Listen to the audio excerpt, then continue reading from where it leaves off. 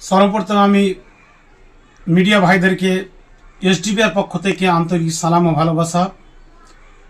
যে গত পরশু এসে তা নয়, তার আগে থেকে আমরা গত 2-3 মাস আগে থেকেই সারা দেশব্যাপী যে বিজেপি সরকার যে একটা কালা কানুন আইন নিয়ে আসছে, এর বিরোধিতা আমরা করেছি এবং এর বিরোধিতা করার ফলে এসডিপিআই ন্যাশনাল প্রেসিডেন্ট MK ফাইজিকে বিজেপি সরকার দ্বারা পরিচালিত ইডি অ্যারেস্ট করেছে। আমরা সেই দিনও পথে নেমেছিলাম এবং আমরা দেখেছিলাম যে ওয়াকফ বিলের বিরোধিতা করার জন্যই আমাদের ভারতবর্ষে রাজ্যের অফিসগুলোতে ইডি হানা দিয়েছিল। তারপরও আমরা দেশব্যাপী আন্দোলন করেছি এবং আজও করছি।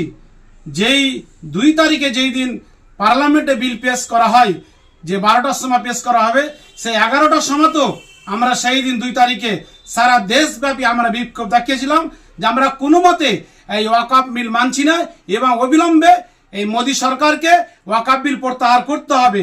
কারণ এই ওয়াকফ বিল যদি পাস হয়ে যায়, ভারতবর্ষে যে মুসলিমদেরকে শুধুমাত্র টার্গেট করে এই বিলগুলো পাস করা হয়েছে এবং সবচেয়ে মুসলিমদের ক্ষতি হবে এবং সবচেয়ে ব্যাপার এই বিল পাসের মাধ্যমে মসজিদ, মাদ্রাসা, কবরস্থান, ঈদগাহ, দরগা এই সমস্ত জিনিসকে সে বন্ধ করে দেওয়ার একটা পরিকল্পনা, একটা পাঁইতারা বিজেপি সরকার শুরু করেছে।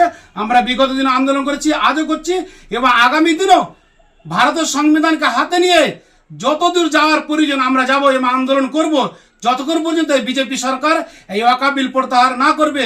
প্রয়োজন পড়লে পরে আমরা ন্যাশনাল অবরোধ করব, প্রয়োজন পড়লে পরে আমরা দিল্লিতে গিয়েই সেই ধর্ণা মঞ্চ, যেভাবে আমরা এনআরসি সময় দেখেছি যে শাহিনবাগ তৈরি হয়েছিল, পুরো দেশ জুড়ে আমরা শাহিনবাগ তৈরি করার জন্য আমরা আগামী দিনে প্রস্তুতি নেব, যতক্ষণ পর্যন্ত এই বিজেপি সরকার এই ওয়াকফ বিল প্রত্যাহার না করবে। সাথে সাথে আমরা দেখতে পেলাম যে স্বৈরাচারী শাসক এই বিলগুলো পাস করে সব কিছু অন্ধকারের মধ্যে, মানে তাদেরও ভয় আছে। ফলে মোদী সরকারকে আমরা আবারও হুঁশিয়ার করতে চাই যে আপনি যতই অন্ধকারে করুন না কেন, আমরা এই বিলের বিরোধিতা বিগত দিনে করেছি, আজও করছি এবং আগামী দিনও ভারতবর্ষ জুড়ে আমরা বৃহত্তম একটা আন্দোলন নামার জন্য আমরা প্রস্তুতি নিচ্ছি এবং আমরা আগামী দিনে আন্দোলন নামব।